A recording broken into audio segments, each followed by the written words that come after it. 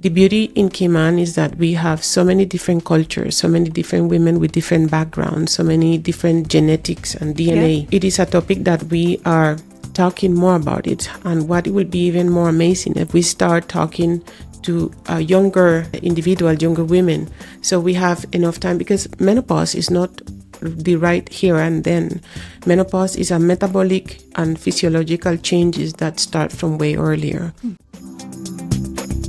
Welcome to Breast Intentions, the podcast where we take off the bra of expectations and dive into honest, empowering conversations. We're your hosts, Nadine and Cynthia, two Canadian girls who swapped snow boots for flip-flops in the Cayman Islands. This is your space to feel seen, supported, and a little less alone. So grab a cup of coffee or a glass of champagne and get ready for your weekly handful of truth, wellness, and empowerment. Welcome back to Breast Intentions. Today we're exploring how ethnicity, culture, and environment shape the menopause experience. From attitudes toward aging and the impact of diet to symptoms, lifestyle, and access to care. It's a conversation that's rarely had, but incredibly important. And Dr. Martinez is here to help us unpack it. So on today's episode, we have Dr. Martinez. Welcome to the show. Thank you. Thank you for coming. And you're a doctor at HSA down here on the island, and from Cayman. Yes. As well. For all of our listeners, actually, maybe I should even just say as well, like the topic of this podcast is something that we've been very interested in, and we've really been, trying to find someone to come on the episode and talk with us about it, is all about menopause and how it shows up within different races and ethnicities. And so we're very excited to have you here.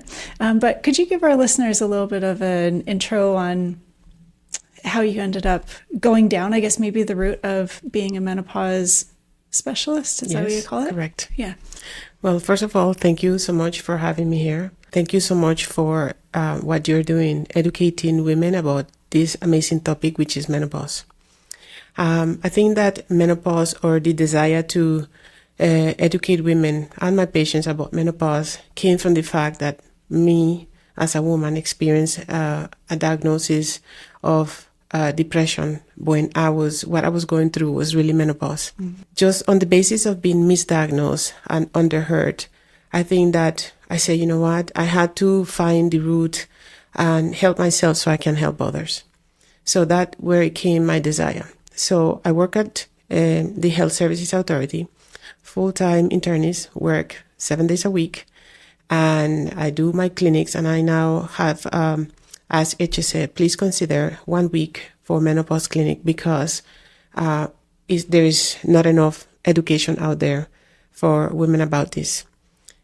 So I try to balance my internal medicine, my on-call, family life, and menopause. Mm-hmm. Yes. Yeah. Balancing it all. Yes. I am a general medical practitioner, internal medicine. I have a master's in hematology, a postgraduate diploma in geriatric medicine, and a menopause management from Essex University in the UK with a British menopause certification. Okay.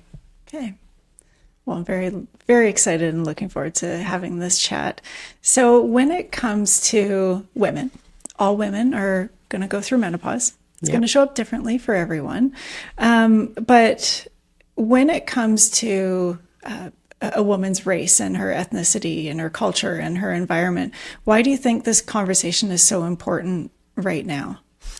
Well, first of all, what we have, the data that we have, it comes from one of the largest studies that it was conducted with. It was the Women's Health Initiative, the SWANK study, where it was a study around the world, where what we know from this study is that based on race, Black women, they have more vasomotor symptoms. They hit harder with those hot flashes, those night sweats. And there is a big understanding that those hot flashes are not only hot flashes, they have impact in their cardiovascular system, and even with the onset of mental status, altered mental status. From the data also that it was gathered, unfortunately, this study was only done on white or Caucasian women, middle-aged class. So a lot of women were excluded from this study. Oh. But what recent data has shown is that Hispanic women, they have more depressed mood, more depressive symptoms, while more women of indigenous background, they are the one that has less, they've been studied less. So not much data has been there, but what they believe is this is because of lack of education, lack of knowledge.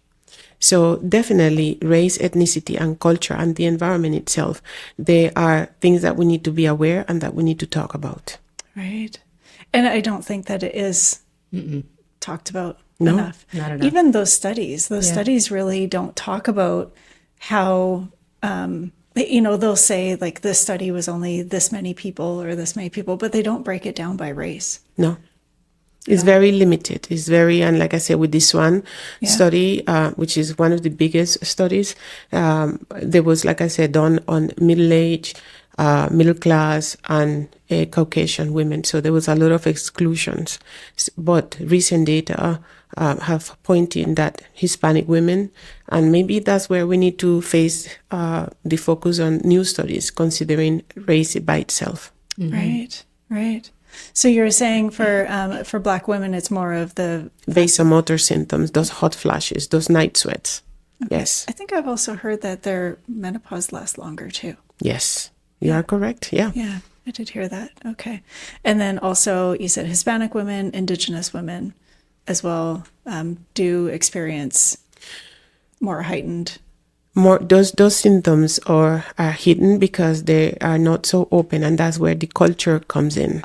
Where culturally they're not open to talk about it. You shouldn't talk about it, or that is just a natural process and you should deal with it. Mm-hmm. Right. So that's where the culture aspect comes into play. Wow. And I don't know if this question is on there, but is there a lot more research now being done because they have realized this, or? Currently, there is no studies that they are being looked at that, and it is being proposed and every day there's more studies that come, but they're analyzing more the impact of the HRT and the cardiovascular effect of HRT, the neuro. There was an amazing study, again, it's not part of the podcast today, but there was an amazing study done where they analyzed the brain MRI of women who were going through menopause and those women who were started on HRT before than those who were after. And they found that incident of the white matter on women before with HRT treatment, it was less, meaning that they had less onset of dementia or confusion or depressed moods if you started at an early stage. Right, right. Are there certain symptoms, and we may have covered some of this, but are there certain symptoms such as hot flashes, sleep disturbances, anxiety, mood changes, or weight gain that appear more commonly or more intensely in specific populations? So, as we said, the hot flashes are more prevalent on women of color, while sleep disturbances and anxiety are part of that spectrum, more prevalent on Latin women or Spanish cultures.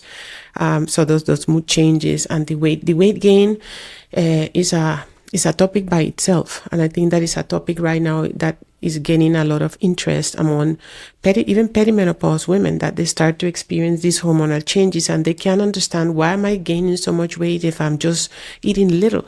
But then the physiology itself right there, because now we realize that the hormonal changes does not start during menopause. Right. This hormonal changes starts from even you're 35. So that's where we have to try to educate our patients, even our daughters. I said, listen, you need to be aware of what, how we eat and what we eat. So definitely there are changes that they are being studied where weight gain affects women overall. And that has to see also with their lifestyle, the lifestyle choices and the genetics. Mm-hmm.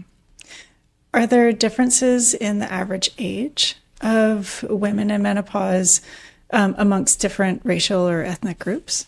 So what we know from the data is that the average onset of menopause is between 45 to 55, with a median age about 51. However, we can see that the onset of menopause now starts at an early, and you have genetic factors that's where you have that conversation with your mom. Hey mom, did you have these symptoms earlier? What symptoms were you having? Because that's going to determine, hey mom, how long or when did I had my first period? Because that will mark how soon would you have those menopausal symptoms. So definitely there's differences on the onset among the differential racial and ethnicity background. Okay. And you don't know though where, what ethnicities are later on, or? And again, there is not enough data about those. And that's when we started, I say, that is what is being proposed, to look more in depth of the ethnicity. But that big study from Swan, what we know is that women of color are hit harder. Women of color, they have more symptoms than when compared to. But the genetics and the lifestyle plays a significant role on how soon or how late you're going to have your period. So then I guess the environmental side is quite big because of what we're being exposed to earlier on and stuff like that. Mm-hmm. So we also know that not only the environment, but your diet. Mm-hmm. So for example, Asian women, Chinese and Japanese women, they have less symptoms than white women or women of color. Why? So it is being hypothesized that Chinese or Japanese is because their diet, they have more soy-based kind of. I just heard this the other day. Yeah. So they have less symptoms, but also we don't know if this is confounding factors, but they are cultural-wise. It's okay, it is menopause, and we accept it.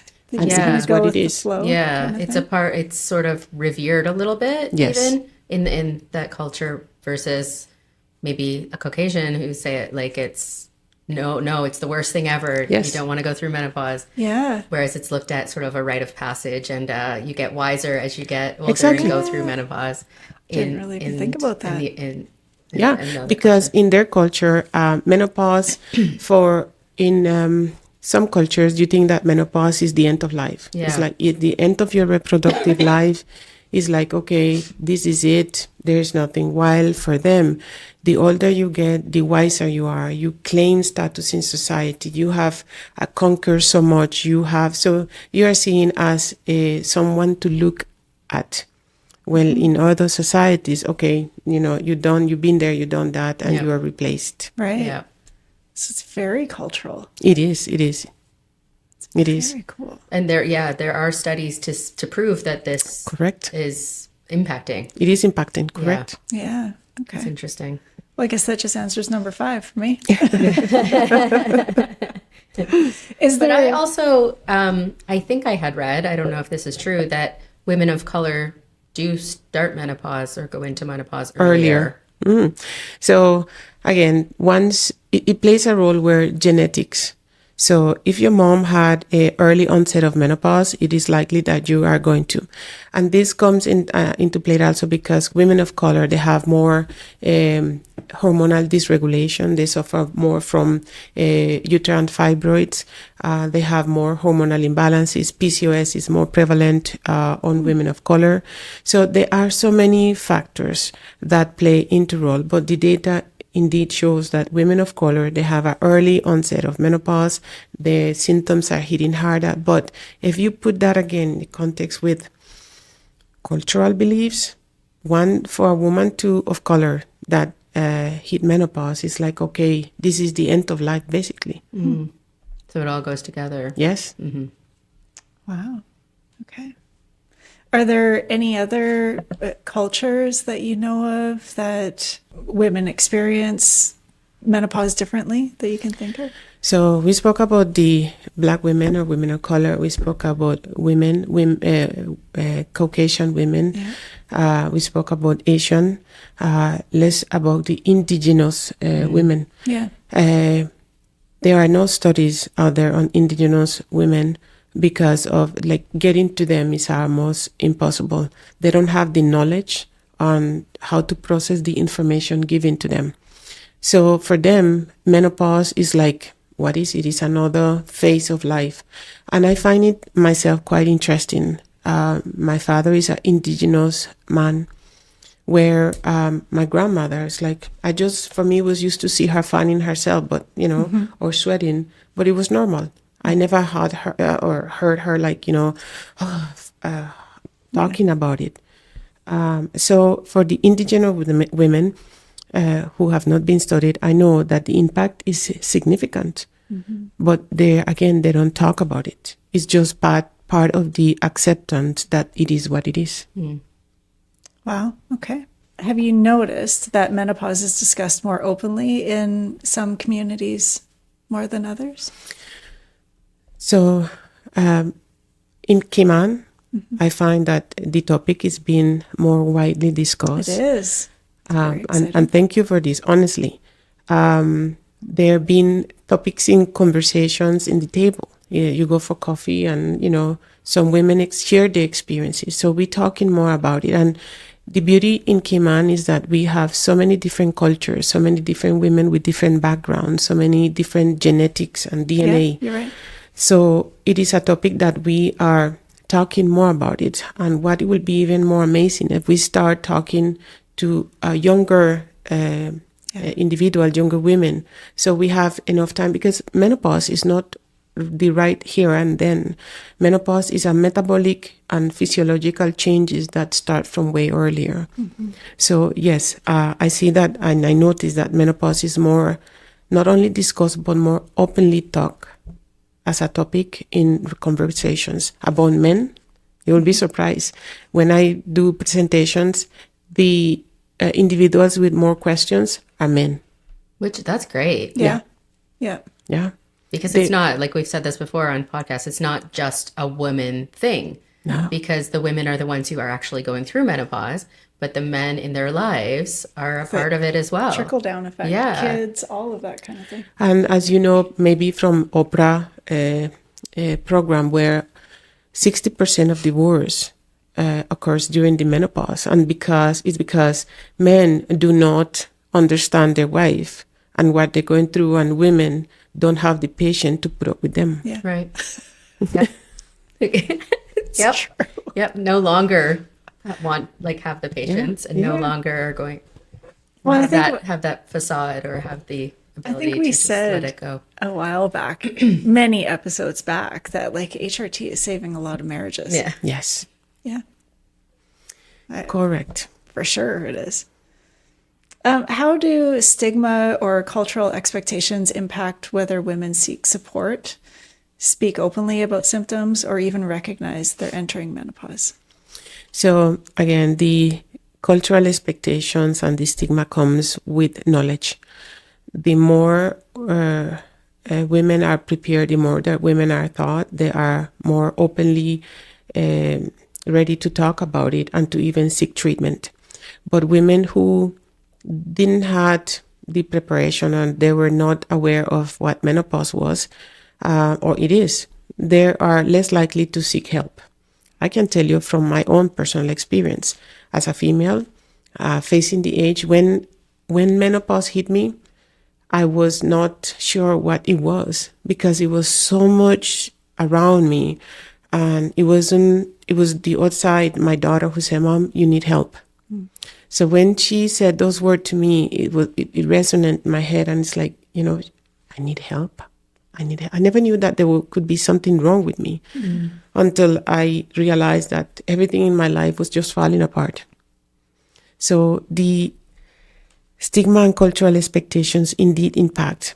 I, as a woman, as a mixed, and right now you can't really say Caucasian, Indigenous, Black. We are such a mixed, we are so interracial, we are so intercultural that you can't really pinpoint at one person that you are Caucasian, you are of color. Right, fair enough.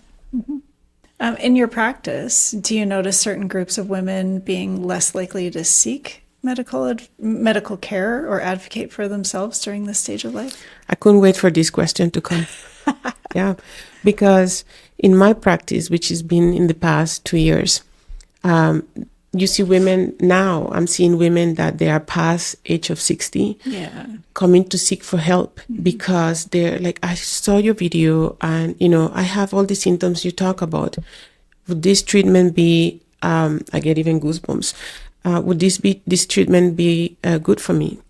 And there's of course this treatment is for everyone, but you have to individualize because one size does not fit all. And this treatment must be individualized for everyone. So there is increase on women beyond the age of 60 that they are seeking help. I noticed that there are more women of color coming to trying to ask for help. It's like, okay, I have all the symptoms that I heard about related to menopause. So yes, but this also could be because the access to healthcare. So while I work in the public system, women who have access to the healthcare system public, now it's like, okay, I have access, I want to use it. But what about those women that are on work permit or a basic plan that they can't have access to healthcare? So they sit there, they embrace the symptoms, and not only the symptoms, but the implication that menopause has cardiovascularly, bone health, and even with our genitourinary syndrome that most women are not open to talk about because of cultural beliefs. Right. What about internationally? Because we also have a lot of listeners internationally outside of the island as well.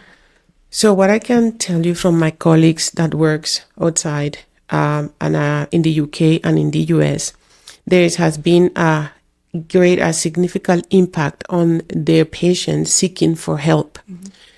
More like in the UK, they have had a broad impact. And again, we've seen that those who are, one myth of menopause is that people think that menopause comes and it goes. Like, oh, I passed that. No. Once you enter menopause, you will be on menopause until the day you die. But that the symptoms could be periodically and less for different reasons. But they're seeing or they're observing that women beyond the age of 60 are seeking for help because they have endured those symptoms for, let's say, 10 years. And okay, there's help. So I need to get, I need to get the help. Well, and I think there's more conversation, and again, this is something that we talked about a long time ago, but there's a lot more conversation because social media is around, and you can access the information a lot more.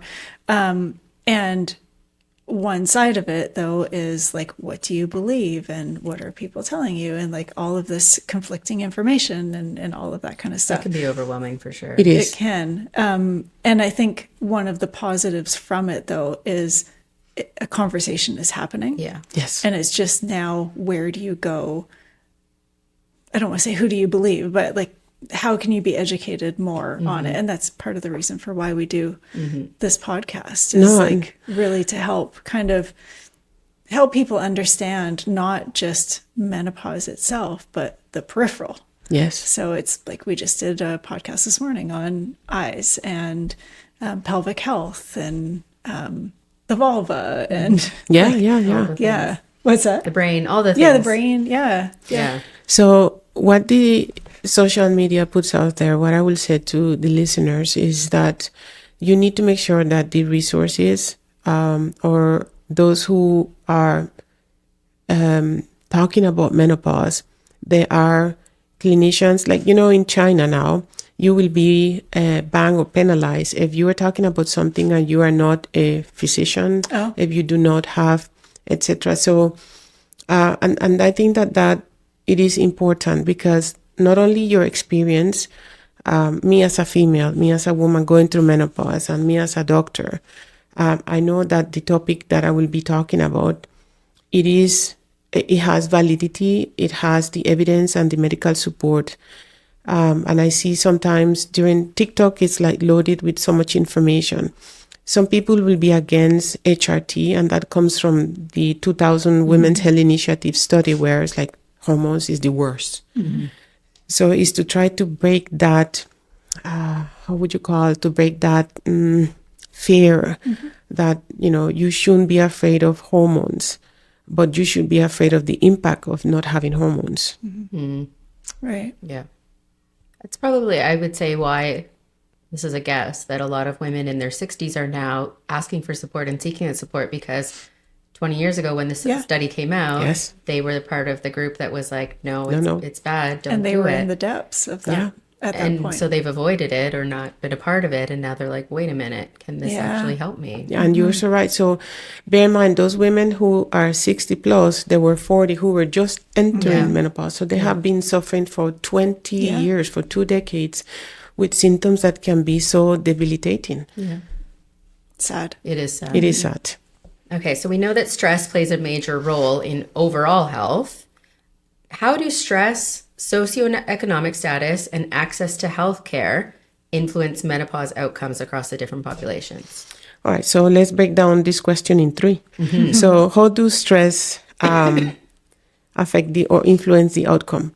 So we know that stress is going to stimulate your hypopituitary thalamic axis. What is that? That's basically, everybody talks about it, cortisol. So it's going to increase your cortisol levels in your body. And this cortisol is going to call the other hormones, the counter-regulatory hormones, hey, insulin, come here, I need some help. Hey, insulin growth factors, come here, I need some help. So with the stress, your cortisol and the other counter-regulatory hormones, they're going to start impacting your body, your mental, and your entire body health. I get patients that they come to the clinics, can I get a cortisol levels? We don't look at cortisol levels. We know that physiologically your cortisol levels are going to go through the roof. And if I look and I find that your cortisol levels are high, then what are we going to do about it? So now the other one is to socioeconomical status. So it's going to play a major role because access to healthcare versus no access to healthcare. And that is not only in Cayman. Access to healthcare is so limited. I think that healthcare is a luxury. And not only here, but anywhere.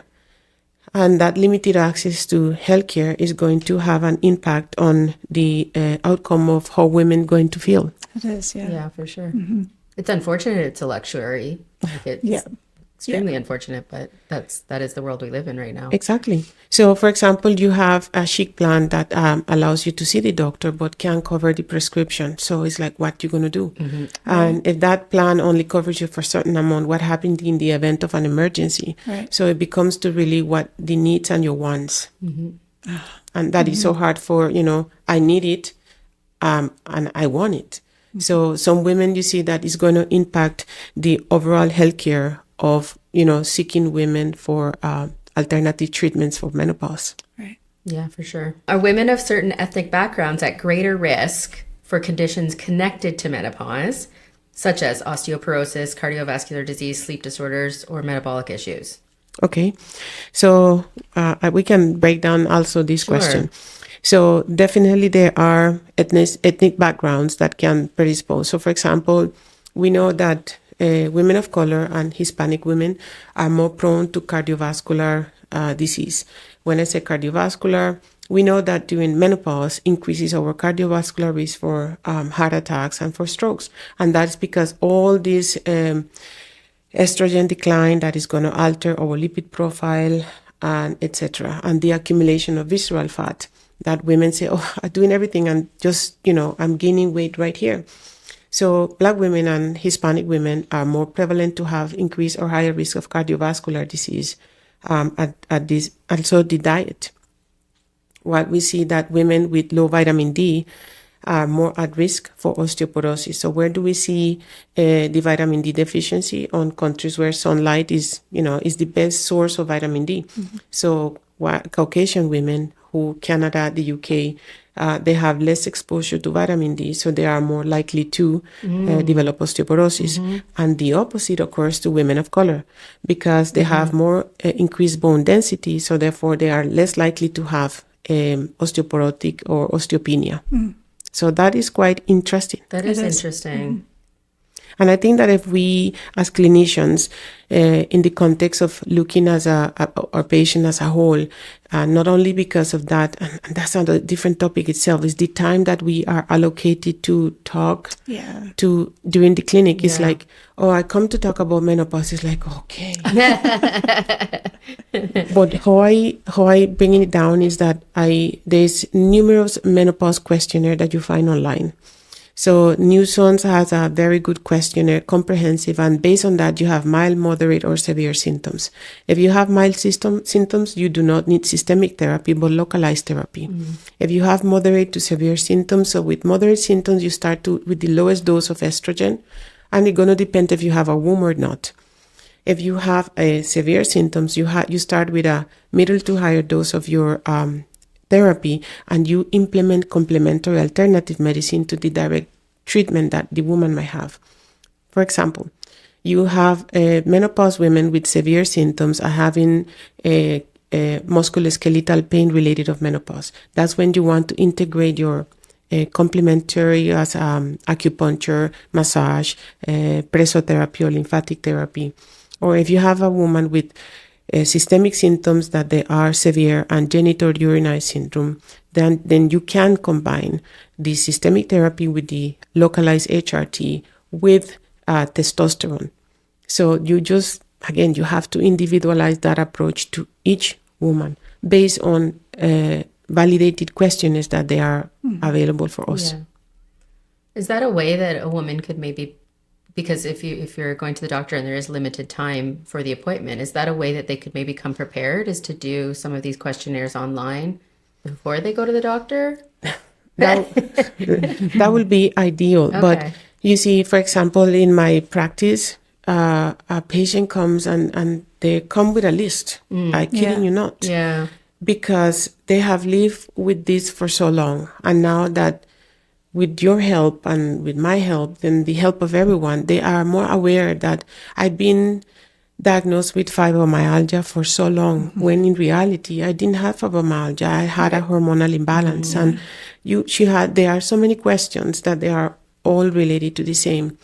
And unfortunately, the time that we are allocated is not enough. So maybe we can start, or what I'm starting to do is to break those sessions into segments. Like when you go to the psychologist, we're going to do what's happening today.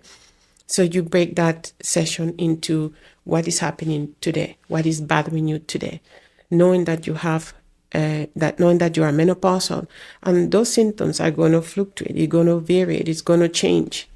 Yeah. Some days you have the shoulders, another day you have the plantar fascia, another day you have the back pain, another day you woke up and you're very emotional. You just cry for no reason. Another day your husband, chewing is annoying. Right. Yeah. We talked about this a little bit, but maybe we could go in a little more detail about how lifestyle habits, nutrition, or traditional cultural practice influence how women navigate menopause symptoms and overall well-being. So what we know is that you have a Mediterranean diet, for example. The Mediterranean diet is excellent because it confers anti-inflammatory properties.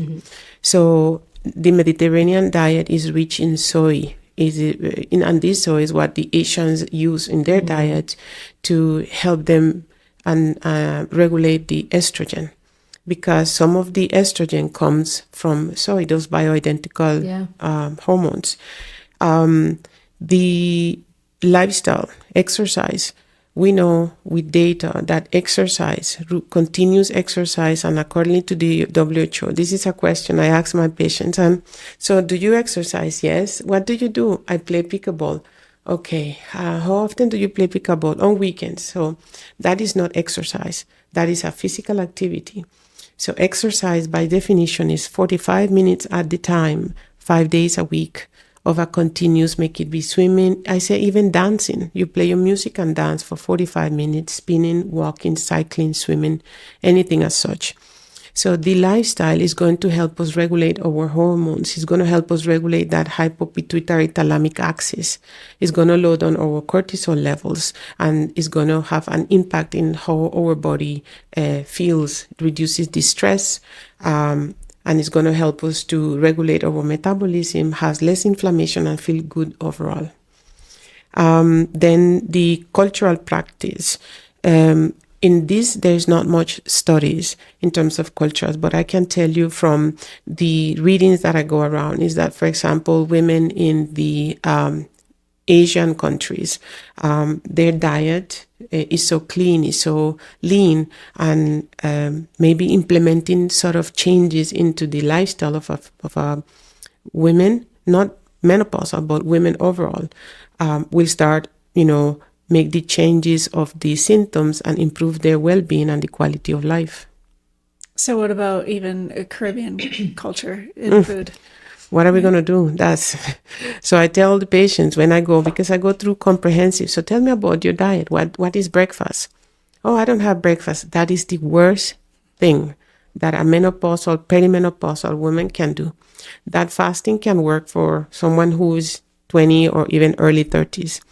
But that intermittent fasting do not work for us. And why? Because our cortisol is released between 6 in the morning to 8 o'clock in the morning. That's when your cortisol level shoots. So when you wake up, you already come from a prolonged fasting period. And then you skip breakfast. Your body is going to hold on to whatever he has for their life. So I encourage women not to do any prolonged fasting. And what is lunch? Oh, well, most of the people here order from restaurant. So I do a little sketch of a plate. So tell me, this is 50% of your plate. How is the food distribution? Oh, well, 50% is rice, 30% is the veggie, and 20% is the protein. And that is the worst thing. So the food plate distribution should be 50% of your protein.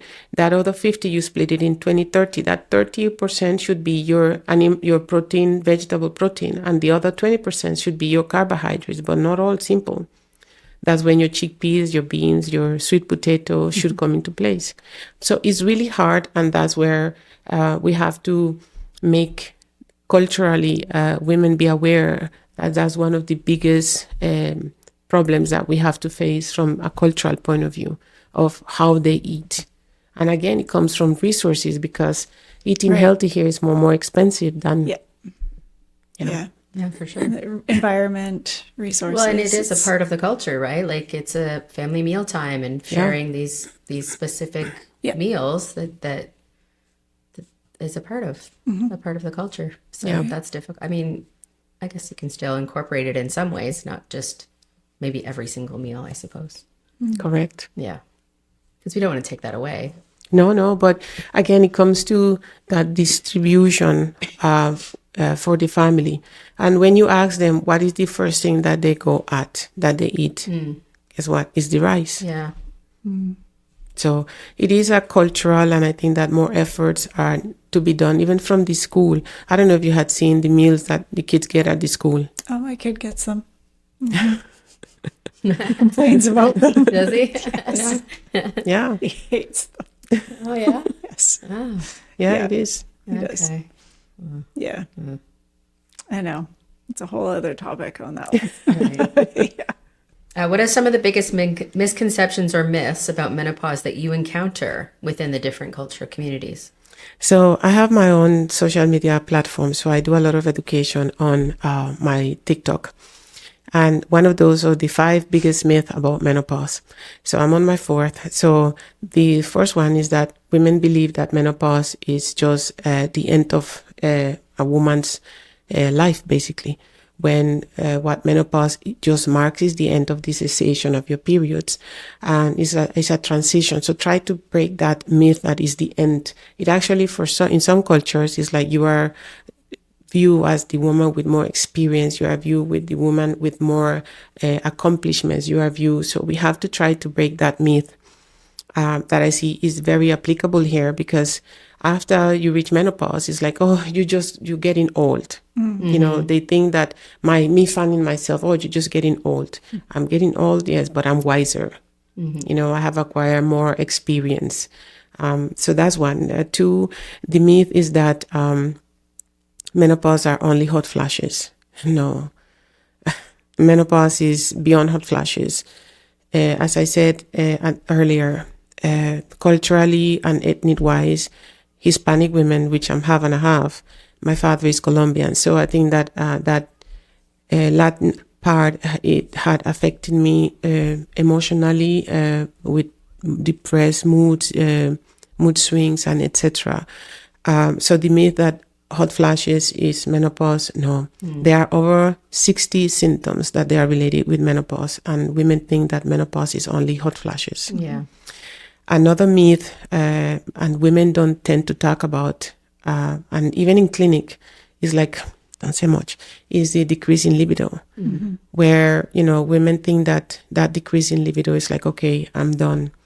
But it is important to understand that sexual health is part of menopause, because if it's not, we're going to have a lot of atrophic changes, a lot of vulvar changes that we will have to deal with as we go along. So we don't have to accept that decreased libido is part of menopause.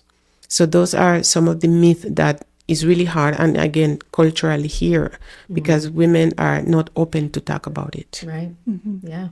Are there still significant gaps in menopause research when it comes to women of color and underrepresented populations? So we talked about this earlier. The Swank study studies more, and you find that more studies done on menopause are more like Caucasian women, living women of colors, living Latin women, and more important, so the minority of the women, the indigenous. And the indigenous women represent still a minority, but we don't know yet how they face the changes in menopause. We don't know. And the access to them is very also limited. So definitely there is significant gaps as how menopause research and the menopause symptoms across the different ethnicity groups. And that's something that every time we go to conference and every time we do I attend presentations, that is a proposed, but up until now there is nothing that is been really ready to be published. What can healthcare providers do better to ensure women of all backgrounds feel heard, supported, and properly educated during menopause? Well, I think that the more that we talk about it, the better it is. The more that we do not generalize, the better it is. The more that we tell women that it is okay to talk about it, it will be okay. So as a healthcare provider, I can speak for myself, but I will want my colleagues to join me in the efforts to not necessarily normalize menopause, but to make it a topic where we are being told that we have to screen for depression across the board. So one question as part of my approach, are you depressed? And we have even intake forms that we have to do. So I will really hope that the system implement an intake form that goes through menopausal symptoms, so we can really address it and add it as one of the symptoms or signs or diagnosis, and how we're going to manage it. Rather than have or wait for the patients to come to us, we initiate this conversation. And earlier too. Correct. Because I think a lot of us, we're in the middle of it and we're like, oh crap. Yes. Yes. What is happening now? Yes. And so we're then trying to, get our head above water and educate ourselves in the middle of it. But I can't imagine how things could have been differently if, I learned about this when I was 30 or 35 even, which is potentially when some of these symptoms actually started. So I have a 21-year-old, and for the past 2 years that I started to create awareness about menopause, my daughter says to me, boy, I'm not looking forward to menopause. And I'm trying to make her understand that this is something you should be looking forward with knowledge and understanding and acceptance, and that you need to seek help when help is due. You don't have to wait. Well, and it's not, hopefully, it's not like that. Like I'm not looking forward to this. This sounds awful. Exactly. Like that. We hope that, podcasts like ours or other things out there is creating that education and empowerment so that they can feel more ready Amen. to go through it. Well, and also know that there's so many things out there that can help, like HRT. Like I can't even imagine, like even just about myself, where I probably would be if I wasn't using it. And I was giving a menopause presentation last week, and I was just using myself as an example. And when I was, I think it was my early 40s, and I was having a lot of anxiety. And so I started going for therapy. And I'm like, oh, okay, well, maybe I'll just book my therapy sessions like once every 3 weeks or whatever it was. But all of my therapy sessions landed on 7 to 10 days before my period. Mm-hmm. So I would go into my therapy session feeling like the world was going to end. And obviously the anxiety was like kind of at its highest. And then a week later, I felt like amazing. And I was like, oh, I'm fine. This is great. Yeah. And then all of a sudden, after I don't know how many sessions, I was like, I think I need to get my hormones checked. Yes. And then, sure enough, got my hormones checked and had a hormonal imbalance. And, and then took care of that. Not saying at all that therapy is not needed, but even with balancing out the hormones, the highs and the lows leading up to that were so much better. Mm-hmm. And I could have easily just kept on going and then just having this massive roller coaster of these ups and downs. So, just kind of going back to the HRT, even for myself, it's made a world of a difference. I can tell you there was a paper that it was published about menopause and the moods and the depressed symptoms associated with it, which we know is because of the dopaminergic pathway with that decrease on that estrogen. What this study interestingly shows, and for me it was like, wow, now I understand. Women like us who experience those anxiety, depressed mood, and all the changes are due to the fact that we had some traumatic event in our life. So we managed to put them in a little box. And when our estrogen declines, it's like for whatever reason, that key opened that Pandora box again. Yeah. So that's when you start the HRT, you kind of quieten and are you open to deal with them in a better way. All right. If there's one message you want every woman, regardless of race, ethnicity, or culture, to hear about menopause, what would it be? One message. I have several, but what is more important, I think that women need to understand that one size do not fit all. What is good for me is not good for you or you. That we need to be able to have this discussion in a table with our husband, with our children, with everyone, so we can create more awareness and being able to deal with it in a better way, so it can improve not only our quality of life, but the quality of life of those who are around us, who also get impacted because of menopause. Mm-hmm. Right. Yeah. And I think going into this podcast, my mind was very much set on like how menopause shows up in different races and ethnics. Yeah, and same. But also the cultural and the environmental, I think, mm-hmm. And how all of that comes together. So it's not linear. Yeah, exactly. It's not linear. No. And nothing to do with menopause really is. No. Yeah, that's because everyone has a different DNA. Everyone has a different makeup. Everybody has like here with the summer, we are going to suffer with the heat. Mm-hmm. On top of that, with the hot flashes. But a woman who's living in a cool country will not be impacted as much as I would be, as how we will be. Right. Yeah. Or even different socioeconomic. Economics, for sure. Huge in terms of what you have access to healthcare, what you have access to buy for food, shelter, mm-hmm. community, family. Do you have childcare so you can go exercise? Do you are you working 12-hour days? Yeah. Are you it's so all interconnected. It is. Wow. Well, this was great. Yeah. If any of our listeners do want to get in contact with you, how do they get in contact with you? Well, the Health Services Authority, they can reach 949-8600. I am very much into my social media, so they message me a lot. And I respond to the messages when I, as soon as I can, because I don't really want to see women suffering the way I did. Yeah. And what's your social media? I am on TikTok as Dr. Martinez. Yeah, simply, yeah. Instagram?